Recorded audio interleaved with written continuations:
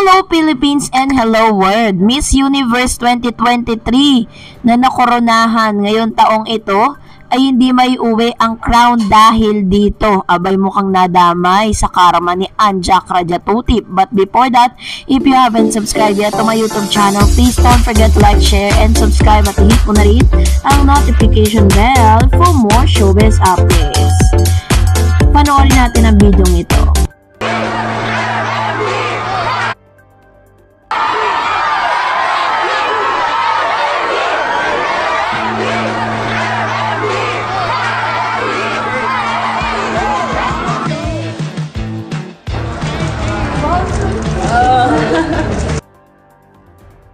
Nakatindi ang pagsalubong ng maraming mga Pinoy sa pagdating ni Miss Universe MMD or Michelle D dito po sa Pilipinas dahil talaga namang overwhelm itong si MMD sa matinding pagsalubong sa kanya. Hindi man niya naiuwi ang corona sa Pilipinas, but still ang lahat ng mga Pinoy, ang lahat ng mga Pilipino ay sobrang proud sa kanya pong naging laban dito po sa katatapos lang na 2023 Miss Universe, ano? Ito po ay kabaligtaran naman dun sa mga pangyayaring nagaganap ngayon dito po kay Miss Nicaragua.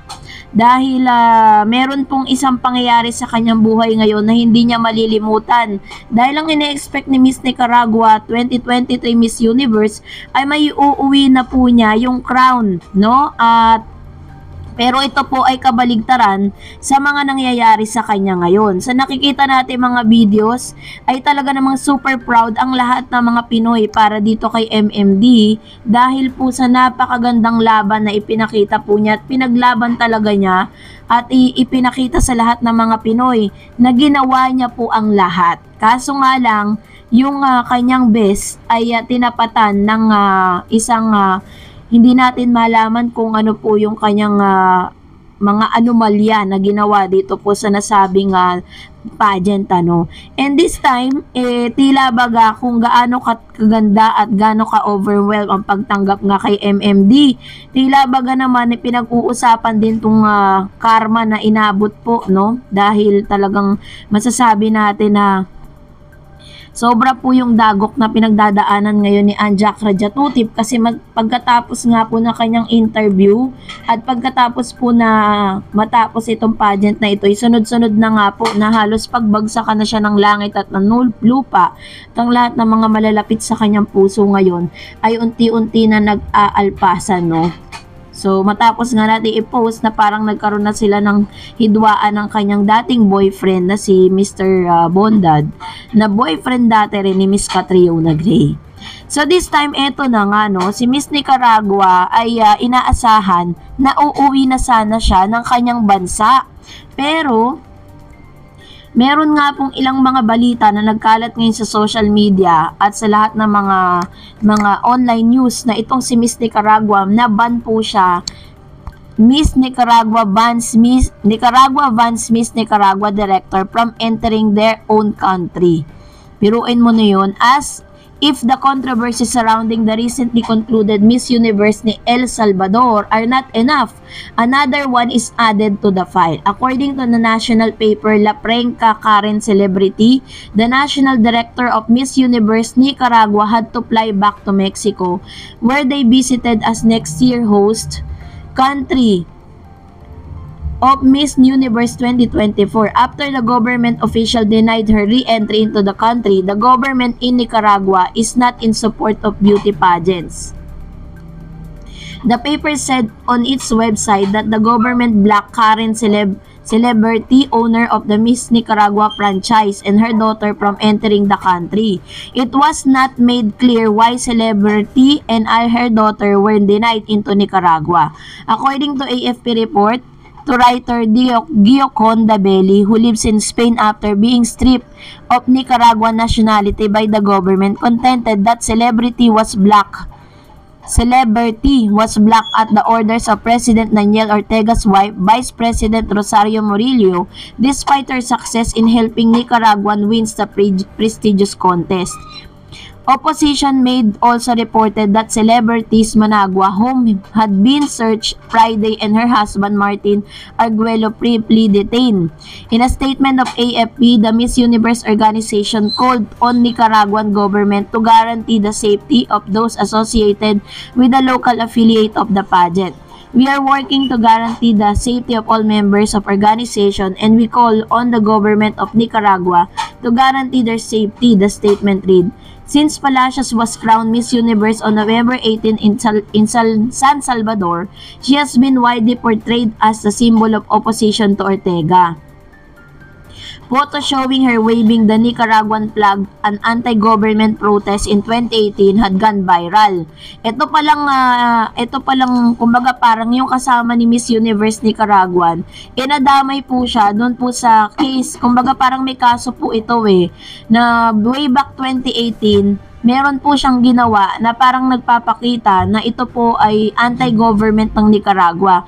Kaya kahit gusto na po nilang umuwi ng kanilang bansa since napanalunan nila at iuwi ang crown, hindi po sila makapasok dahil sila po ay binan sa sarili nilang bansa. So, and hereby brought joyful crowd into Nicaragua street in the biggest public display since such gathering were banned 5 years ago. So, nakaban pala talaga.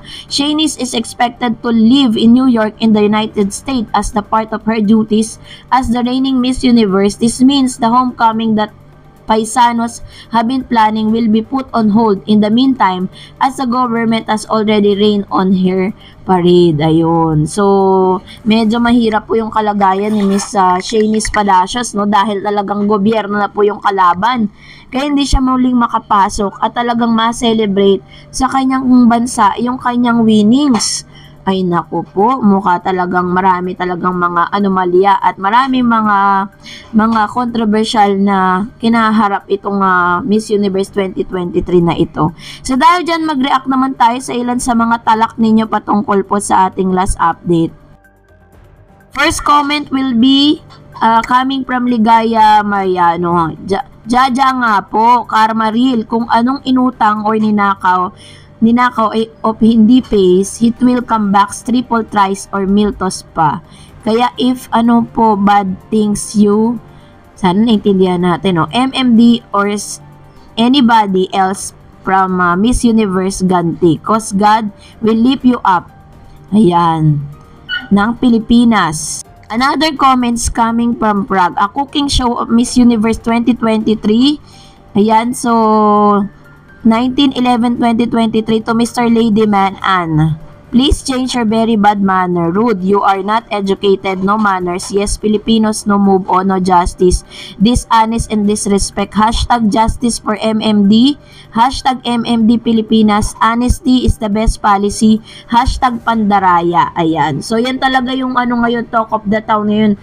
Pag po talagang nagkakaroon po ng live, itong si Jack Radiotatip, talagang inuulan po siya ng mga bashers at sinasabi na siya daw po ay master chef ng cooking show.